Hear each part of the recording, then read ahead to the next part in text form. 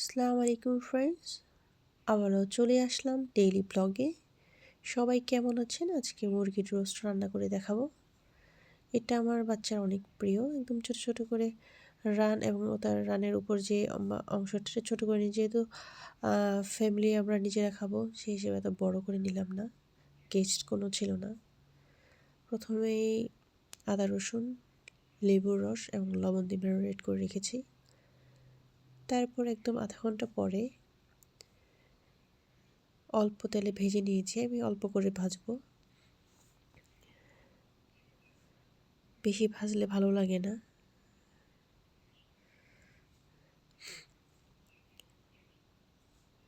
দেখতেই পাচ্ছেন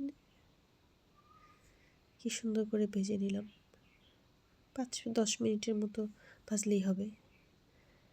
তারপর একটি প্যানের ভেতরে পেঁয়াজ, টমেটো এবং কাঁচামরিচ হালকা করে ভেজে নিয়েছি। তারপর এর মধ্যে দিয়ে দিলাম আদা রসুন।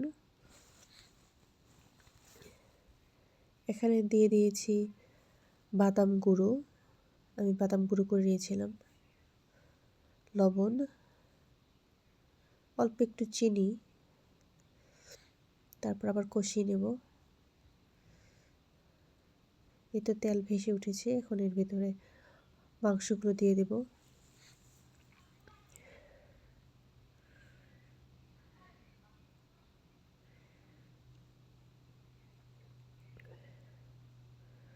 সবগুলো মাংসই একবারে দিয়ে দেব।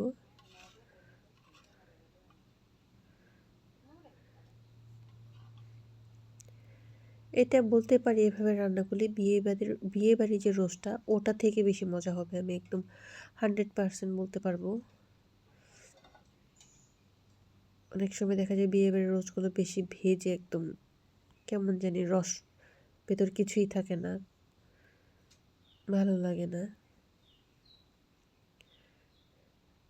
একটু দুধ দিয়ে দিলাম, লিকুইড দুধ দিয়েছি। আবার এর মধ্যে আমি আবার একটু গুঁড়ো দুধও দিয়েছি, তাহলে ফ্লেভারটা খুব ভালো আসে। এখানে বেশি পানি ইউজ করব না।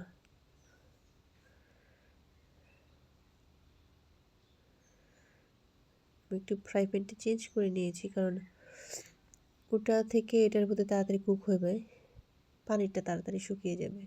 অল্প পানি উঠেছে, এই তো রান্না করে নিলাম।